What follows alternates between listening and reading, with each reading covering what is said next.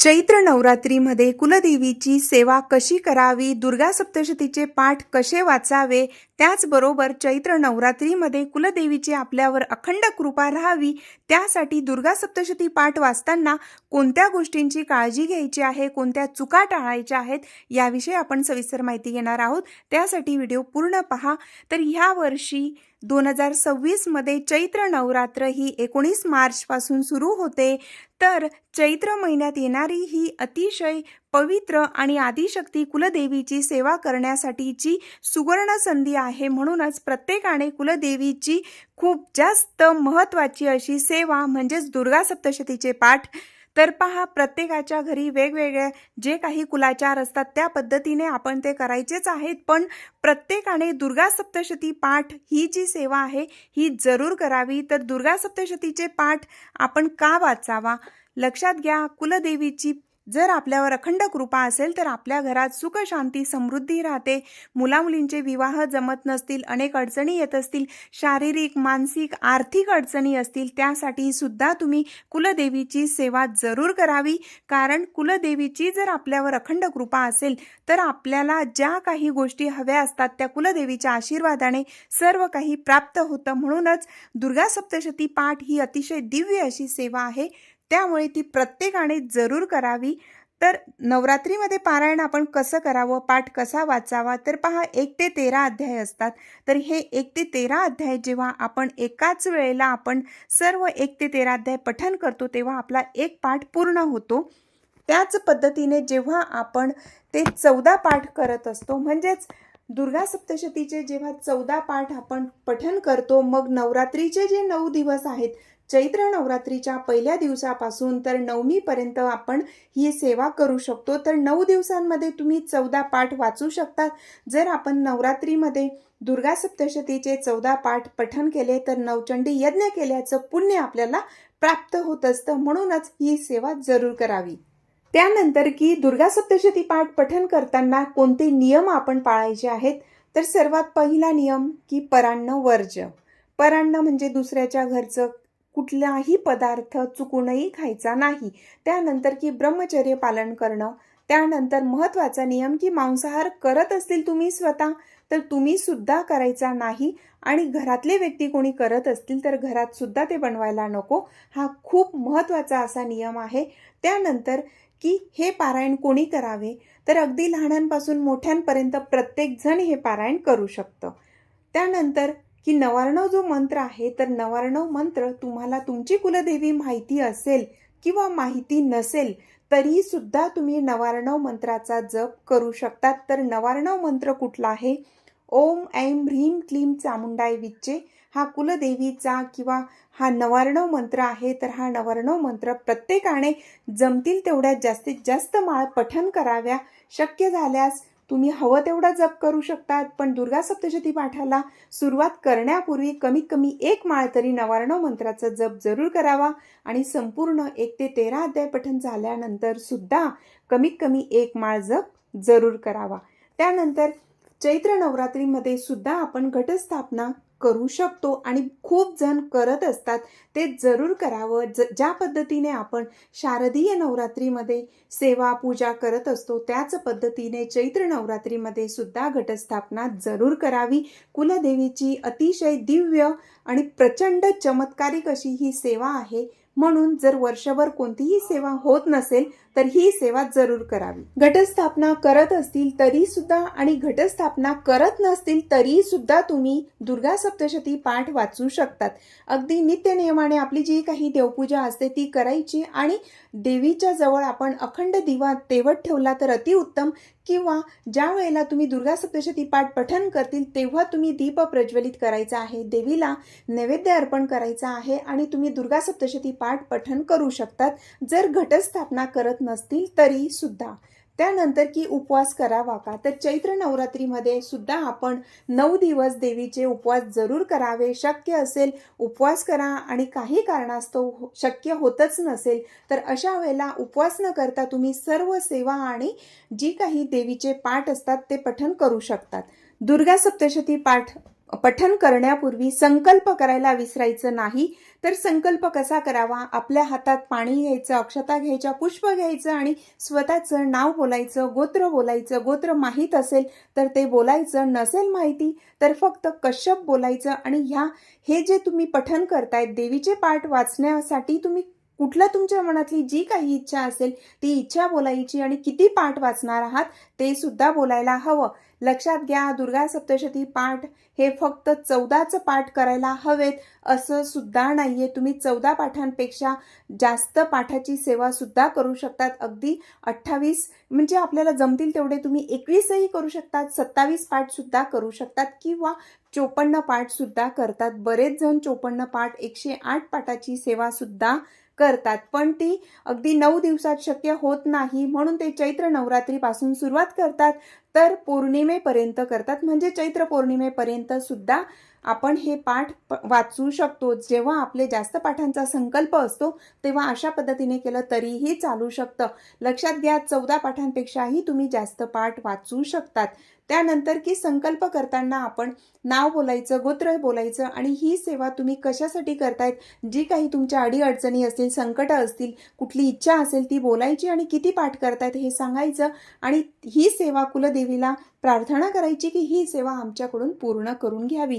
त्यानंतर आपल्या हातातील पाणी ताम्हणात सोडायचं, नंतर कोणत्याही झाडाला टाकू शकतात. अशा पद्धतीने संकल्प करायचा. त्यानंतर की हे आपण केव्हा पठण करायला हवं, तर दुर्गा सप्तशती पाठ हा तुम्ही शक्य झाल्यास ब्रह्ममुहूर्तामध्ये केलं तर अतिउत्तम. नसेल शक्य तर तुम्ही दिवसभरात केव्हाही हा पाठ वाचू शकतात. फक्त दुपारी 12 ते 12:30ची जी काही वेळ असते त्या वेळेत आपण सेवा करायची नाही. तर का करायला नको? कारण आपण त्यावेळेला भगवंताचा तो भिक्षेचा टाईम असतो किंवा त्यावेळेला आपण नैवेद्य अर्पण करत असतो. म्हणून तेवढी वेळ, जो काही वेळ आहे तेवढा वेळ आपण न वाचता इतर वेळेला आपण सेवा करावी. त्यानंतर महत्त्वाचे की देवीची पूजा आपण ही कशा पद्धतीने करायला हवी. जर तुम्ही घटाची स्थापना करत असतील तर शारदीय नवरात्रीमध्ये ज्या पद्धतीने घट बसवतो त्याच पद्धतीने घटाची स्थापना करायची. कुलदेवी गणपती बाप्पांची त्या ठिकाणी स्थापना करायची सर्वात अगोदर पाटावर आणि मग नंतर कुलदेवीचा टाक असेल, फोटो असेल, मूर्ती असेल तो ठेवायचा आणि त्यानंतर तिथे कलशाची स्थापना करायची. घट ज्या पद्धतीने बसवतात त्या पद्धतीने घट बसवायचा आणि मग नंतर आपण छान रांगोळी वगैरे काढून त्या ठिकाणी तेलाचा दिवा किंवा तुपाचा दिवा अखंड तेवत ठेवावा आणि नंतर हळदी कुंकू अक्षता वाहून देवीची छान पंचोपचारे पूजा करा, नैवेद्य दाखवा, फुलं अर्पण करा आणि मग नंतर तुम्ही हे जे पाठ आहे ते वाचायला सुरुवात करायची आहे. तर पाठ जेव्हा तुम्ही दुर्गा सप्तशतीचे पाठ वाचतील तर चैत्र नवरात्रीमध्ये घटस्थापना करत नसतील तर मग पाटाची मांडणी करूनच वाचायला हवं का? तर नाही, असं सुद्धा नाहीये. जर तुम्ही घटस्थापना करत नसतील तर रोजची देवपूजा झाल्यानंतर सुद्धा तुम्ही दुर्गा सप्तशतीचे पाठ वाचू शकतात. दुर्गा सप्तशतीचा पाठ वाचताना हा कधीही मनातल्या मनात वाचू नये. अगदी आपल्याला ऐकायला येईल कमीत कमी एवढ्या आवाजात तरी ते पठण करावं. कारण आपल्या घरात जेव्हा ते मंत्र उच्चार किंवा ते श्लोक ज्या वेळेला मोठ्याने आपण बोलतो तर त्यामुळे आपल्या घरातील वास्तुदोष असेल, नकारात्मक शक्ती असेल ती सुद्धा निघून जाण्यास मदत होते. म्हणून कोणतीही सेवा उपासना करताना मनातल्या मनात ते पठण करायचं नाही. फक्त जर तुमचा गुरुमंत्र असेल तो त्यावेळेला जप करताना तो आपण मनातल्या मनात करावा, पण इतर वेळेला शक्यतोवर स्तोत्र वगैरे पठण करताना ते मोठ्यानेच उच्चार करायचा आहे. त्यामुळे आपल्या घरात सकारात्मक वातावरण निर्माण होण्यास मदत होते. एक आध्यात्मिक जो काही ऑरा होता तो निर्माण होतो. म्हणून आपण अशा पद्धतीने जरूर करावं.